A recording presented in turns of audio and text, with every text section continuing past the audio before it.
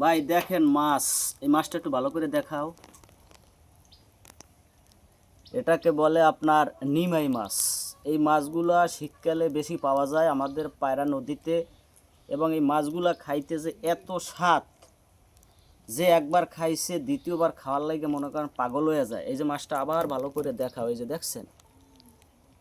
অনেকেই কমেন্টে বলেন যে ভাই নিমাই মাছ তো চিনি না, নিমাই মাছ জীবনে দেখি নাই। এইটি নিমাই মাছ, অনেকে বলে আবার দগরি মাছ, ঠিক আছে। এই যে, এই যে দেখছেন মাছ, সব মাছ। এখানে কয় কেজি হবে ভাইয়া?